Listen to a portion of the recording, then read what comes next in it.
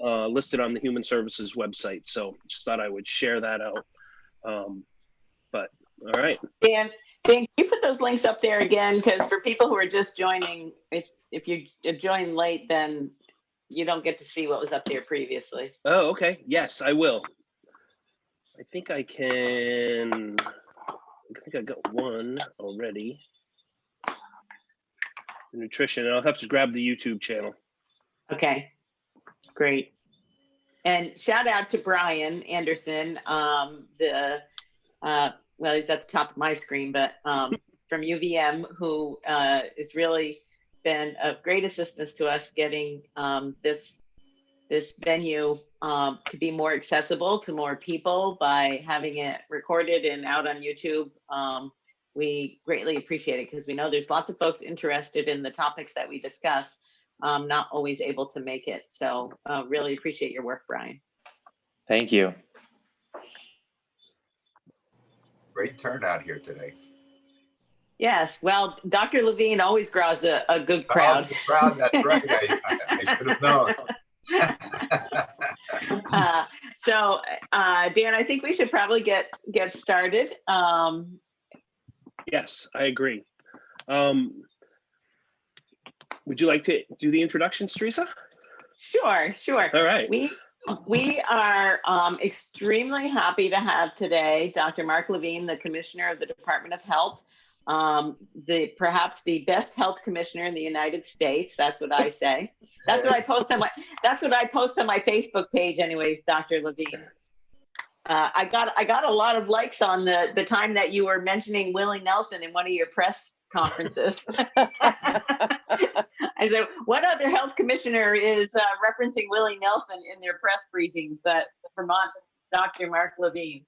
So we are very grateful that you are taking time out of your very busy schedule to come to the Older Vermonters Caucus this morning.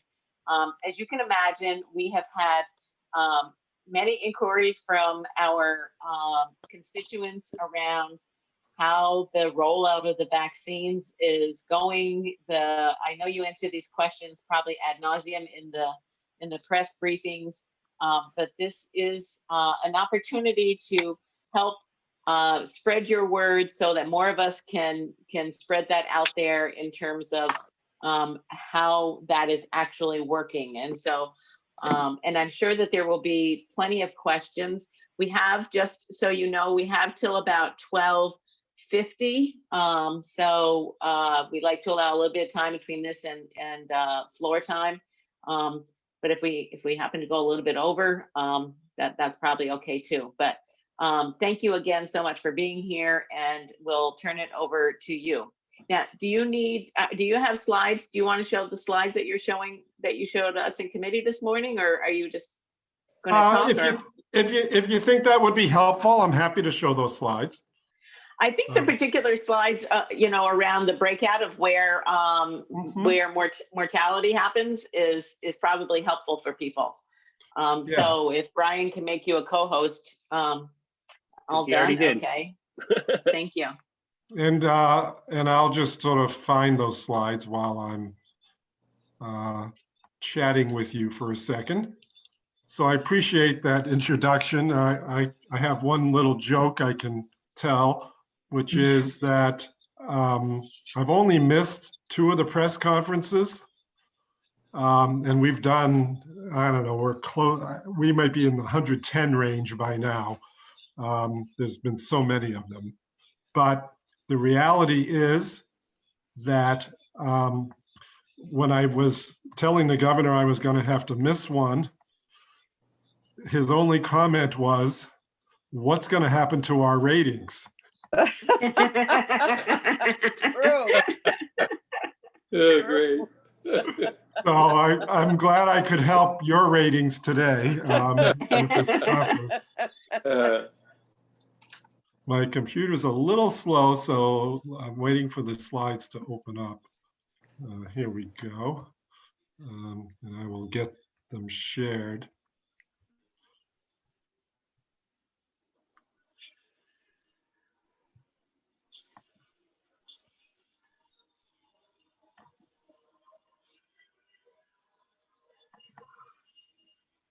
That should be There you go. visible. Okay.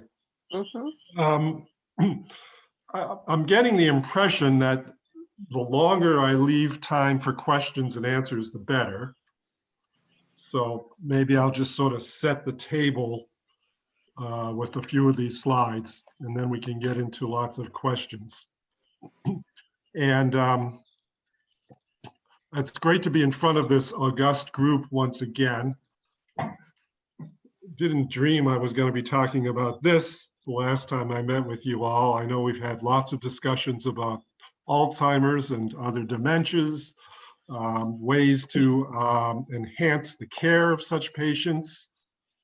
We've had discussions about what Commissioner Hutt and I call healthy aging and approaches to state government that could enable a community or a state to be regarded as an age-friendly state. So there's no shortage of stuff for us to always talk about. But it's interesting because COVID-19 vaccine update is essentially another extension of our focus on older Vermonters, if you distill it down to its essence right now.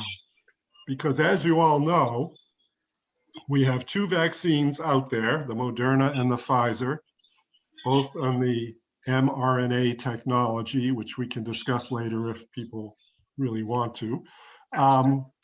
The approach that all states have taken from the start in priority group 1A was to start with the healthcare workers, but really the focus on 1A is really on the oldest citizens of our country, who are the most vulnerable because of where they live. Some of them, it's because of the state they live in, but that's not true of Vermont. It's really true of the facility they live in within their state. So the whole focus has been on skilled nursing facilities, assisted living facilities, and other residential care facilities that, because of the congregate nature of their living, the frailty of many of the residents of the facilities, and the fact that age alone is a very strong risk factor for having a poor outcome if you get COVID. Poor outcome meaning more serious illness, sometimes hospitalization, sometimes obviously, unfortunately, death. So because of that, they were the first group. I'm happy to report that we are 37 for 37 with regard to the skilled nursing facilities in terms of completing the second dose of vaccine for all those who wanted it. And the rates, I believe, range from 80 to 92% in those facilities for the residents. We're a little lower in the assisted living and the other facilities, but that's because they began by necessity after the skilled nursing facilities. So within the next several weeks, we will see completion of the regimens in those facilities as well. We also vaccinated, if they consented to it, the staff in the skilled nursing and long-term care facilities. And the rates there are lower, 40 to 60% range.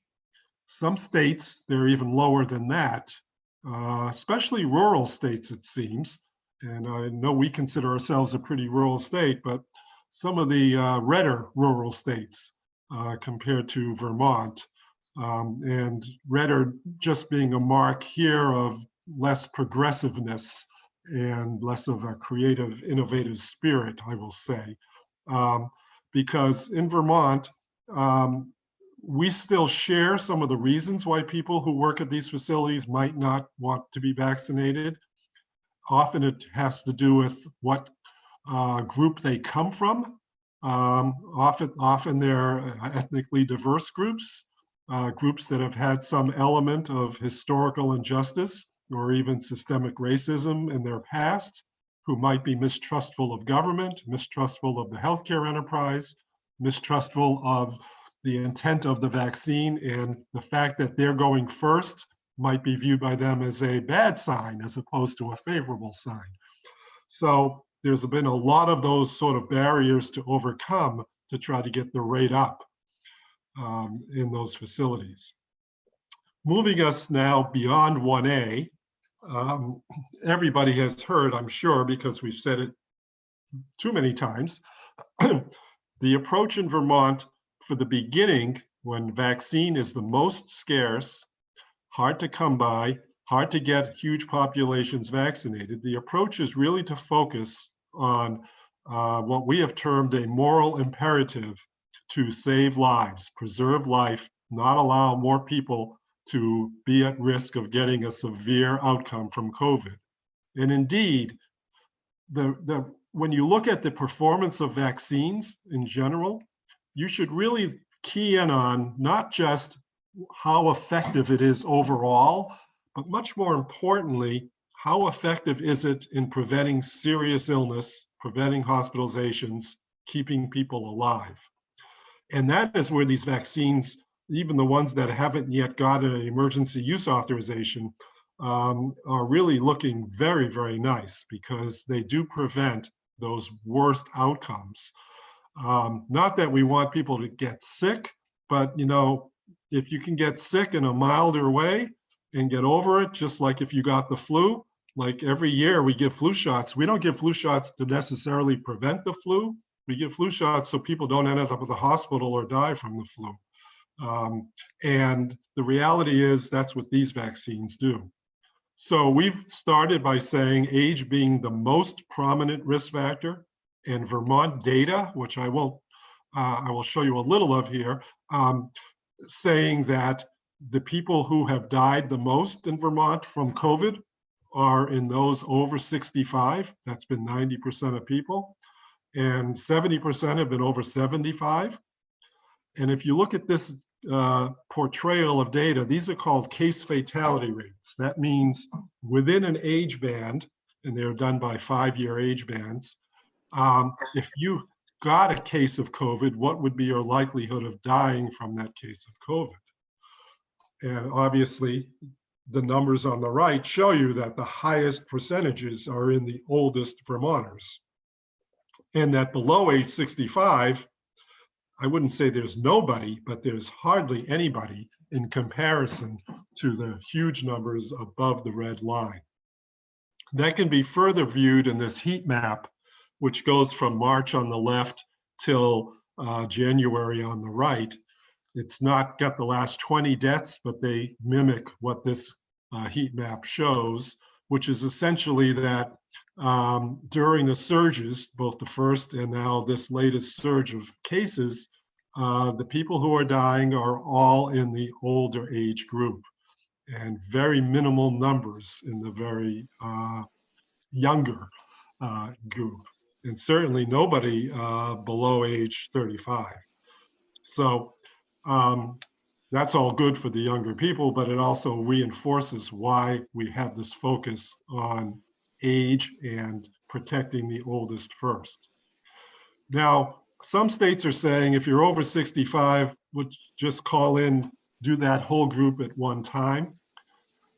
Really, candidly speaking, we wanted to be pretty practical here and do something that was feasible and attainable and not disappoint anybody.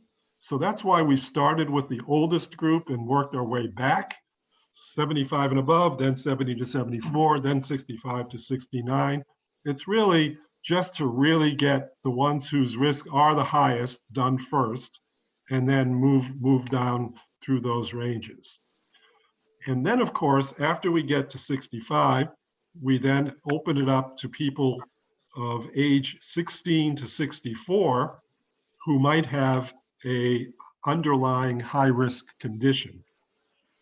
Now, to give you a sense of how this works out, those first 3 age bands, which are just age determined, is 125,000 people, minus probably 7,000 to 8,000 people who are already being taken care of in the long-term care facilities. We know we have about 35,000 people already signed up in the first band. So, if we say there's 49,000 people in that band and 7,000 to 9,000 have already been taken care of, we've got a huge percentage of them already signed up, which is really quite wonderful. For some reason, One of the narrower age bands is the 70 to 74, which comes next. And then there's the 65 to 69, which is again over 40,000. So we anticipate that's all going to take somewhere through the end of winter, early spring to get those people done. Getting back to those higher risk conditions, which would be the next group, this is just the compelling data that tells you that if you have a high risk condition, you're going to have a higher risk of having a serious outcome like the ones I mentioned. And that means you're going to have a higher risk of being hospitalized for a longer time, being hospitalized and ending up in the ICU, or God forbid, having a death recorded. The kinds of conditions we're talking about are on the next slide. This starts at age 40, but that's okay. It just indicates there are less people from 16 to 40 with these conditions, but they're included as well. But the key here is the core organ system diseases: heart disease, lung disease, kidney disease, then add on cancer, then add on immune problems like a disease that makes your immune system compromised, or a condition for which you need to take a drug that could make your immune system compromised. Add on diabetes, and then not on this slide are sickle cell disease and Down syndrome. You'll notice obesity is on here. We're only using severe obesity as the qualifier, if you will. And smoking is on here as well from the CDC's recommendations, but we've opted to leave smoking off since it overlaps a whole host of the conditions on the slide already and is part of the causative link. The other disease worth mentioning, and I shouldn't use the word disease, it's a condition, is pregnancy. And it's pretty wide agreement now that pregnancy does put a mother at higher risk of a poor outcome herself from having COVID while pregnant. And it also has a slightly increased risk of an adverse outcome with the child that she might deliver. So that's how we got to that point. There's, well, in the range of, if not more than 100,000 people when we factor all these conditions in and go through the entire age band of 16 to 64. So that's going to take yet another period of time. I'm hedging on what that period of time is because, as you may have heard from yesterday, we're getting a little more vaccine into the state than we were last week, but it's not going to be thousands of doses. It's going to be just a little bit. We are hoping that some of these other platforms like Johnson & Johnson will seek and then obtain emergency use authorization. So then they'll be able to gear up and add to the vaccine supply. And we're hoping that the current Pfizer and Moderna, the administration in Washington has already promised 200,000 more doses, 200 million more doses by the summer, which of course it's a 2-dose regimen, so cut that in half for the number of people. But all of those are going to sort of factor in. So I've already answered, what 1A is and the data and how we've moved into group 2 and beyond.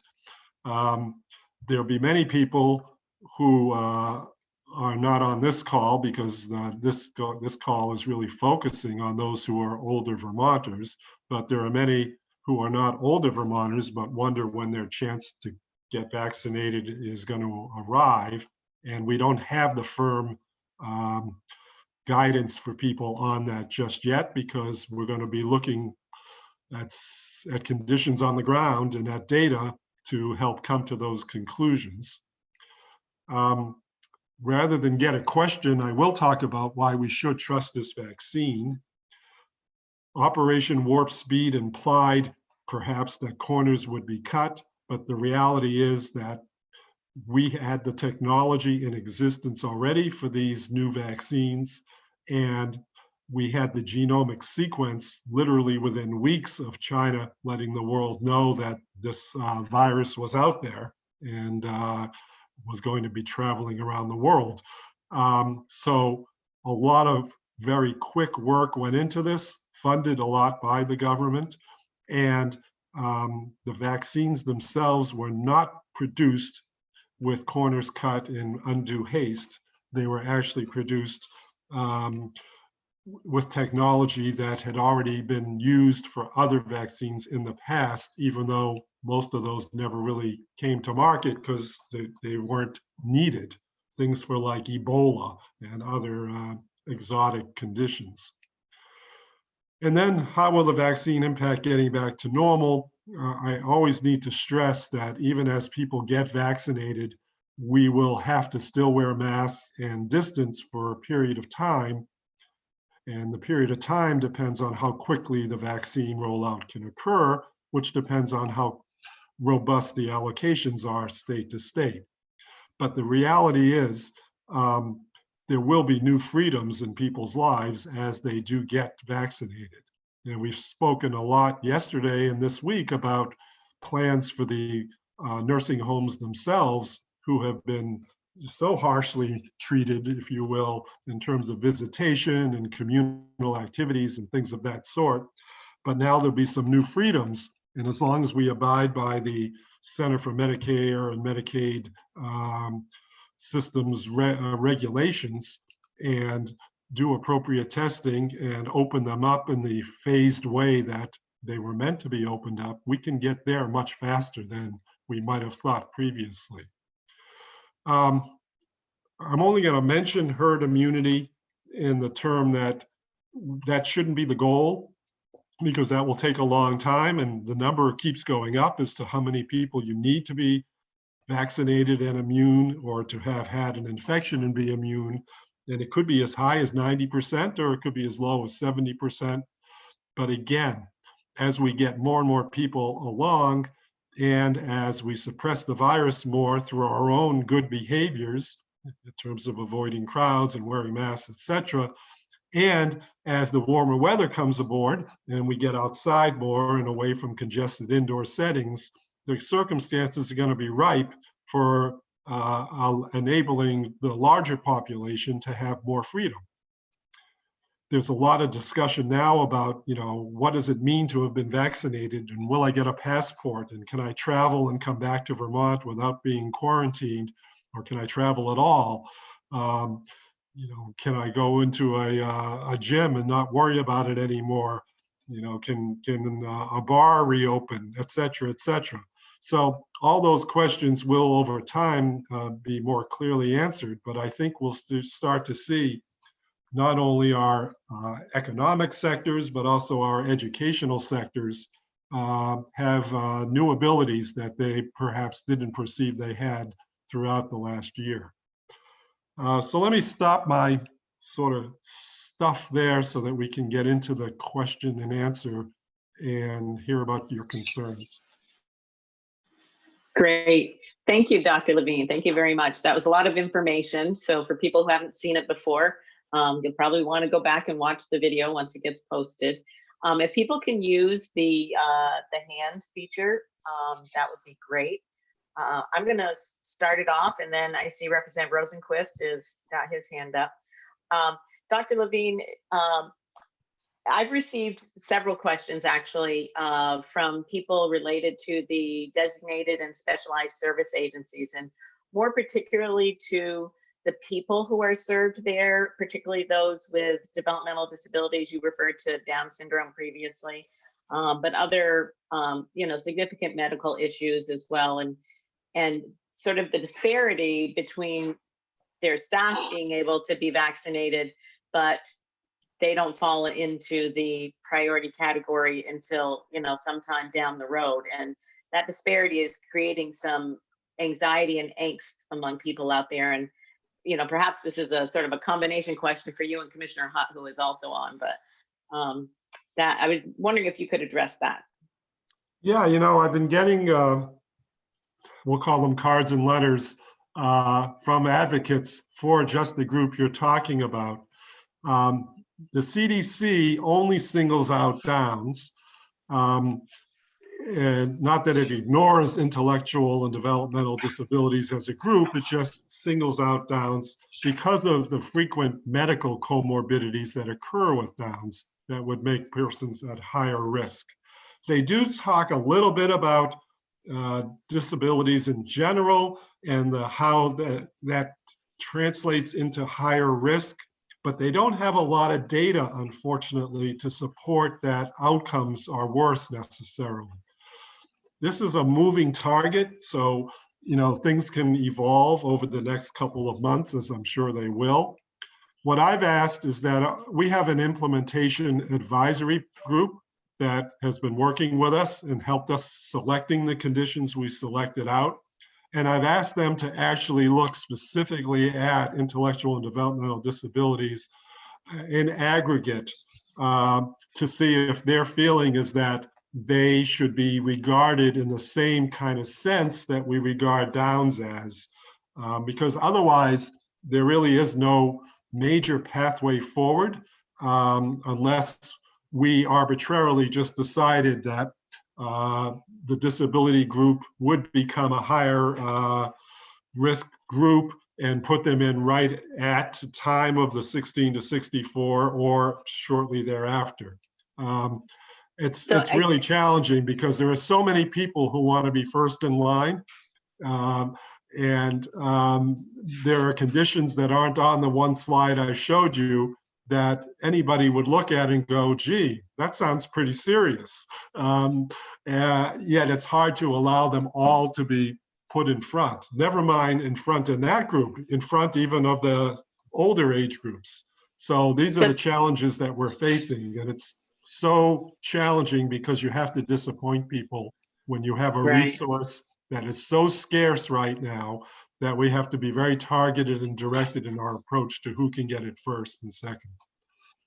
Okay, thank you. And let's see, it looks like Representative Rosenquist, then Representative Campbell, and then Representative Durfee. And we have a few others after that, so. Thank you, Dr. Levine. Thank you for a second review of this today and for my particular case. But I was just wondering if there are numbers available that would show like our approximately 150 deaths that we have. I forget the exact number, but it's around there from COVID. How does that relate to overall deaths by everything else or I should say, at least health issues in the rest of deaths in Vermont? And a second one would be, do we have any separate data to show what are the number of deaths caused by the regular, I wouldn't say regular, but the virus that's not the COVID? So Art, do we have any information like that? Yeah, so I think I understand your questions, and you'll tell me after I answer them if I got it right. One issue has to do with the concept of excess death. So is COVID providing significant amount of extra deaths in addition to ones that we would have seen anyways? And if you look at the data every year, it's always a race to the top for cardiovascular disease or cancer to be number one or number two, but they're always number one and two. COVID, from the data we've collected in our health department and from some of the national data, on any given month will vie for first place, second place, or third place, along with those other two. So that's in excess and in addition to those deaths from the other diseases, not necessarily replacing those. So it is a real cause of death. Now, the other major cause of viral death from year to year is always the flu. We don't have great data for the adult population because it's not one of those reportable things. And many of the adults who do die with the flu have many, many other conditions. However, pediatric-wise, it is a statistic we keep. Fortunately, in Vermont, we almost have zero in any given year, very small numbers of kids on any one year that would be dying of the flu. But what we're seeing nationwide, not just in Vermont, is that there is not much of a flu season yet. And we're already into February. So that supports the theory that doing all of the distancing and masking and not gathering that we're doing as a population is preventing the flu from spreading in the way that it usually does as well, even though the flu doesn't spread quite as wildly as COVID can. So we're not seeing a lot of these other viral causes of death other than COVID at this point in time. That is the leading culprit, if you will. Did I get your questions pretty correct? Yeah, I think so overall, except I was just thinking, if you said that basically COVID sort of ranks up there at number one, number two, number three, alongside of cardiovascular, I think you said, right? And cancer, yeah. And cancer, right. But it seems to me that our deaths from cardiovascular disease are more than 150 a year or thereabouts, or at least that's what I've heard. But so what I'm saying is I'm trying to understand that relationship. You say that in a given month or period of time, the cardiovascular and the COVID may be co-equal in terms of morbidity or whatever. Okay. But then you think there would be a relationship with the annual death rate due to something like cardiovascular. That's what I was getting at, that it would be approximately in that range, like 150 people dying of cardiovascular. Yeah, so it's really looking at rates more than the absolute numbers. So that will help straighten that part out. Rates within a given population. But you're right, in Vermont, we have not seen huge numbers of COVID deaths. We're up to the 170 range now. Thank God we're not seeing huge numbers. We thought 170 was huge for us because we started so low and kept low for so long. But you're right, the number of Vermonters dying of cancer and cardiovascular disease are well into the hundreds and thousands. So it is a different scale for sure. Thank you, Dr. Levine. Next question we have from Representative Campbell. Thanks, Dan. Thank you, Dr. Levine. I'm wondering what we really know about immunity, both for people who've had it and for the efficacy of these vaccines. Because what I've heard is that we don't actually know that much. Right, and there's reasons for that. So there's natural immunity, which means you got COVID and built up some kind of a response. We discussed this a little this morning, but we give you 90 days at that point. So if you get exposed to another person with COVID, who's a real case, after you've recovered from your own COVID condition, within a 90-day period, we don't ask you to quarantine or isolate or anything like that because we assume you still have some natural immunity. We're uncomfortable going beyond the 90 days, mostly related to data showing that after 3 months or after 4 months, people do have reinfections. Sometimes those reinfections are with a totally different strain of the SARS-CoV-2 virus, other times not. So that's where the 90 days comes from. When it comes to the vaccine, unfortunately, we're on such a rapid timeline to get the vaccine out to the population that not many months have evolved since all the participants in those studies became an outcome, either no COVID or COVID. So we need to wait longer to see how long that response lasts. That will take another few months to really get a good handle on. Most people feel that this will probably last for many months, if not years, but there's still talk about, will you need boosters? Will it be like a tetanus shot where a certain number of years later you have to have another shot? Will it be a different shot you get because there'll be different strains and you need a more specific shot that takes care of the newer strains? This is all ground we haven't walked on. And so we're breaking new ground every day. So it's hard to give you the definitive answer you want, but I get the sense you realize that when you ask the question. Yeah, I was hoping you might have be able to share a little bit more consensus, but I guess there isn't any. All right, thank you. All right, thank you. Representative Durfee? Yeah, thanks, Stan. And Dr. Levine, I wanted to say, first of all, that, and this maybe should go without saying, but I really appreciate your focus on science and data in making these decisions. I have a question from a constituent who's in his early 70s and has friends who are planning to visit from Brooklyn in a couple of weeks who will have already had their second vaccine. And he's asking essentially, why are we not able to vaccinate him yet? And I understand that there's an age bracket difference apparently between Vermont and New York. I'm not sure whether New York is using its own, obviously different data to arrive at different conclusions, or whether they're starting from a different place, different perspective, and saying maybe it's not deaths that we're going to focus on, it's something else, possibly. Also, what the other thought I had was whether there's a difference in the availability, whether New York State has received more vaccine per population than we have in Vermont, whether that might explain it. And then if I can add my own question, and it sort of builds on Scott's just now, whether someone who's had 2 vaccines is going to be allowed to visit the state without quarantining. And if that's, I'm sure that's been discussed, but I don't know if Yeah, no, these are perfect questions. So New York is getting more vaccine than we are, obviously, but on a per capita basis, they should not be. Now, the way it's supposed to be working is on a per capita basis. So every state gets its fair share. So we get somewhere between 8,000 and 9,000 doses a week. We are the second smallest state. So there aren't too many that are getting less than us.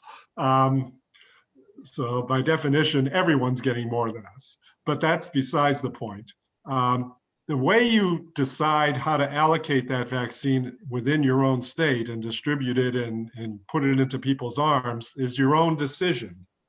We just tried to keep it simple and straightforward and practical, at the same time knowing the case fatality rates in each age band, targeting those with the highest fatality rates first and moving down from that. I always say that my ultimate goal is to disappoint the least number of people at one time, because in reality, everybody's disappointed because they can't get their vaccine tomorrow.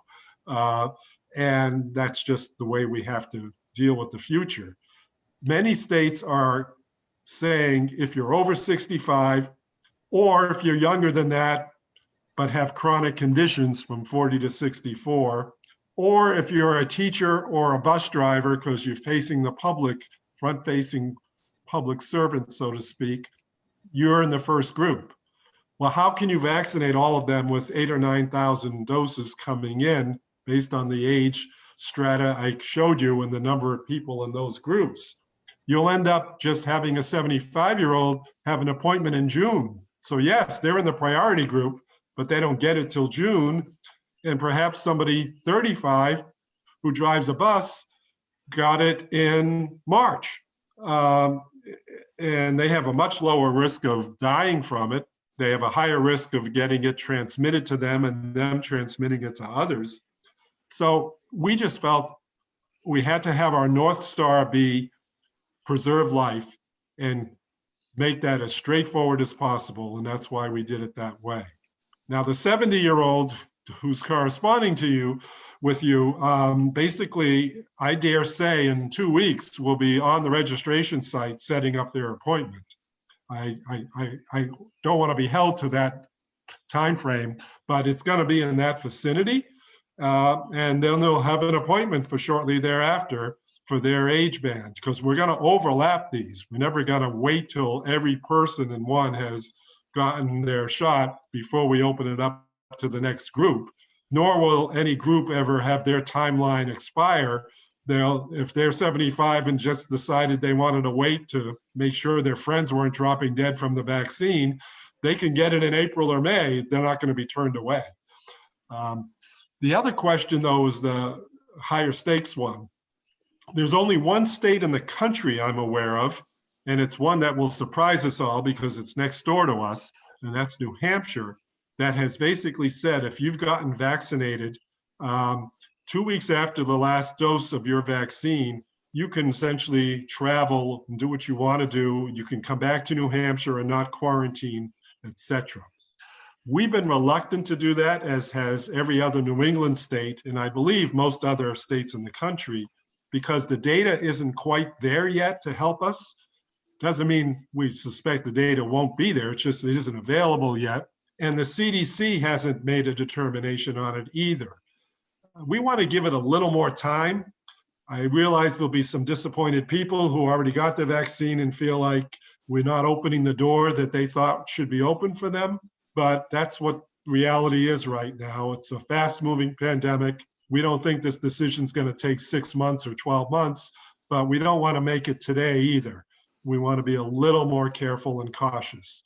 But that is exactly what the benefit of vaccination should provide, is that sort of ability to then move on with your life in a way that doesn't force you to quarantine just because you happen to cross the border of some state. Thank you very much. All right, thank you. Next up, we have Representative LaFave. Thank you very much. I just had 2 quick questions. So I have been very lucky enough to receive both my first and second vaccine as a healthcare provider. And I know that the second vaccine, the second shot, like took me down and out. Do we know how older Vermonters are taking? Is it the same across the board, or are we seeing different reactions from different age groups?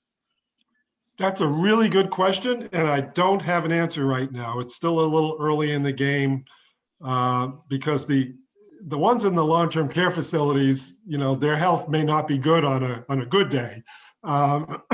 So it doesn't take too much to further worsen that in terms of the way they feel. But in terms of the free living people who are in the 75 and older, I just don't know the answer yet. I do know that the data on most of the vaccines do show the second dose being a little more of a get you down and out than the first dose phenomena. And even the Johnson & Johnson that just made the news but hasn't yet gone for emergency use authorization, that one has also got data to show that much more prevalence of symptoms after the second dose than the first. Thank you. Great. Next up, we have Representative Tariano. Thank you. Thanks for all you do, Doctor. We really appreciate it. But there have been some concerns by the teachers union and some of our Vermont teachers who are in the classroom and wondering why they haven't been moved up the line as far as being able to get the vaccine and be protected from being in the classroom. Do you have any comments on that? Yeah, I hear from them all the time. And I have nothing against teachers. I have a daughter who's a teacher, not in this state though. Basically, it's again, preserving life. We don't have data to show that teachers are having adverse impact of the virus. Certainly, they're not in the group that are dying, thank God. We have data that shows that their rate of surveillance data, you know, we're doing testing if they want it, like 40% each week are agreeing to get tested. And the bottom line is they have a fraction of the positivity rate that the general population has. We don't doubt that they're in a setting where they're getting exposed to kids all the time and to each other at sometimes. And they're obviously being very careful in their professional and home lives, or we wouldn't see such phenomenal rates. But again, it's the same story, a scarce resource. We don't have enough of it coming in. We do want to prevent more people from dying, and that's where we're starting. Doesn't mean they won't be in that next group. I don't want to take anybody's hope away. Clearly, everybody knows one of the priorities of the state of Vermont is to have as much in-person education for our kids as possible. That in itself is a crisis across the country, kids having to be in a hybrid or at a home mode. They're clearly suffering in many, many ways, academically, socially, emotionally, you name it.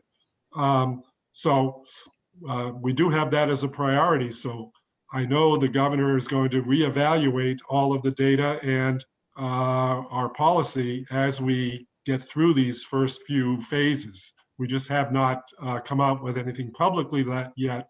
We want to look at circumstances on the ground when the time comes. Great, thanks. Next up, we have Representative Hango, and then we have two more questions, Ruby Baker and then Representative Dolan. Thank you.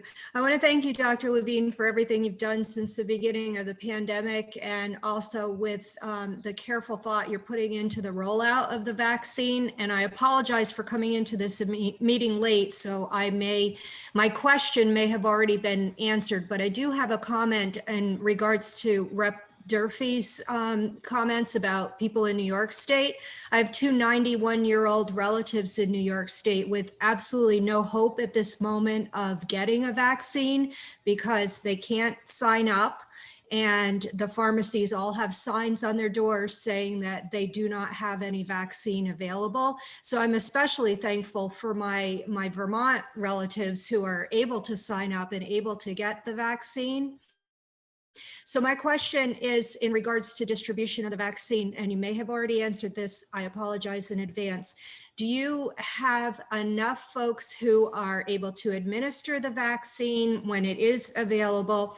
And I know you're starting to open up or someone is starting to open up the use of pharmacies. We do have an agreement with Kinney Drugs, if I'm not mistaken. Will more pharmacies be able to receive vaccines in Vermont so that Vermonters can go, for instance, 10 minutes down the road to their local pharmacy versus a half an hour away to another provider? Yeah, so none of those questions were asked, so you're lucky. Bottom line is we have a great workforce to administer the vaccines. We have a medical reserve corps, which we've already started calling on, and we have abundant others in that corps who could come aboard if we need even more to deliver vaccine. Those would be at the state, more community vaccination sites. But then, as you point out, we have Kinney Drug, who it's a signed, sealed, delivered kind of deal. They're already delivering a lot of vaccine to people as it is. And people can register for them in the same way they're registering for vaccine in general. They'll be directed to their website. The federal government is now partnering with other pharmacies and state by state. And in Vermont, it will be Walgreens. And they are going to be able to offer the same that Kinney's offers. What differentiates it is this is a separate allocation, so it actually won't come out of our state allocation numbers. It'll be an additional allocation because it's going to every state and it's not starting at a huge number. It's not going to have like the dramatic impact on moving us faster through this, but it is going to have an impact for sure. And I think the impact that I'm most concerned about is the one you raised, which is it allows another place in a county that might be closer to somebody's home for vaccine delivery, which is really key. So there'll be 2 pharmacy chains plus everything we're doing in the community sites. Great, thank you so much for that clarification. That helps so much, especially where I live, where the nearest doctor's office or other health department site might be a half hour or more away. So thank you so much.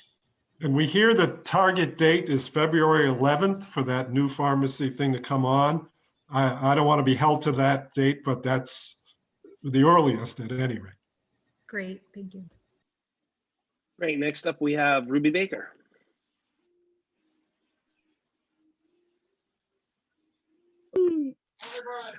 Hi, sorry. So I had a couple of questions that I jotted down as you were going through, and I guess they're all a little bit, or both of the two that I want to ask are a little bit related to equity and access.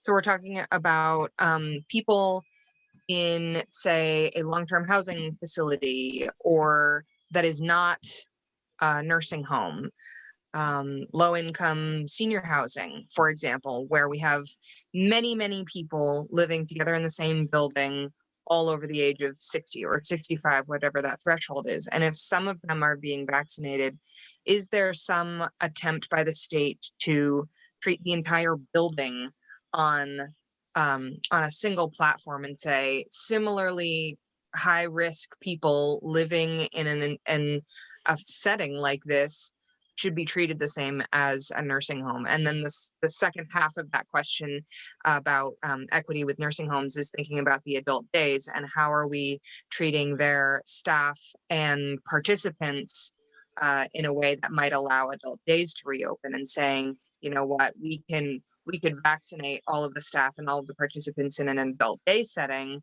similarly to a nursing home, and then be able to open those sites back up, which then creates also, you know, freedoms and access and care being offered to a also very high risk, high needs population. Was that clear? Yeah, so the first question, it wasn't a reality until all of a sudden, like yesterday, literally, where we now have the ability, because CDC's kind of given us the green light, to start delivering vaccine to places. Now, the priority was for homebound individuals, which is different than what you're talking about, but this opens the door at least. So EMS or a home health agency could actually take a vaccine bottle, start using it, and then transport it around to 5 other homes with all the appropriate refrigeration requirements, etc. We now have the ability to do that. Now that we know we can do that, we can start to focus on what you just raised, which is facilities that may have a number of people who would find it way more convenient for the vaccine to come to them than for them to be pushed to go to the vaccine. So we don't really have that on the drawing board that I'm aware at this point in time, but that's sort of where we can now focus. So I can just say we hear you, but it isn't live yet. The second thing is the day programs, I think is what you were calling them, the adult days. And I don't know if Monica's still on the line or not, but I believe none of them are open at this point in time. If they were vaccinated, they could be. Well, yeah. Potentially. Right. So my sense is we'll try to make sure that we address, it's kind of like what we're doing with the nursing homes. The nursing homes are going to be all vaccinated. We're trying to move forward on getting them back to a more normal life where people can visit, people can eat together, etc. Same thing will happen with adult days, but probably not by telling everybody come to an adult day to get vaccinated. It'll probably be just get vaccinated in your age band and then make sure that we provide a pathway for the adult days to reopen in the regulatory environment that they're in. I don't see how that would be a problem, to be honest. Great. We have to wrap up here. Yes. 1 o'clock, but I do have one more person. Carrie, Representative Dolan, if you can go quick, we can fit you in and be respectful of everybody's time today. So thank you. Yes, and thank you again. I share everyone's comments and appreciation, Dr. Levine. My question is with regard to homebound patients, and I think you somewhat addressed it just in your last response in terms of providing care for or vaccinations for homebound patients. Yeah, that's going to be live. We hope by Friday this week. That would be great.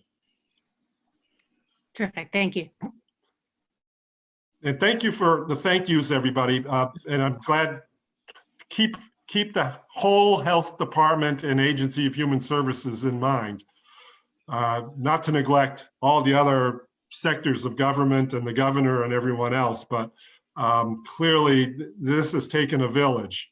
And I'm glad you recognize that.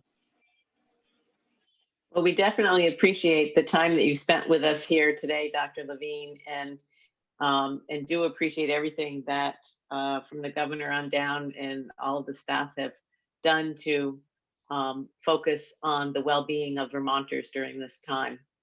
That's been paramount, and that has been evident. So thank you everyone for coming today, and we will see folks back here next week. Next week we have Commissioner Hutt, and I will send out a link later this week with the Zoom link. So we'll all have that, and then also this will be on YouTube, and then next week we'll be able to live stream our the caucus on YouTube. So, all right. Hi, everybody. I put the link in the chat, but I'll send it out as well. Have a great day. Thank you, everybody. Thank you.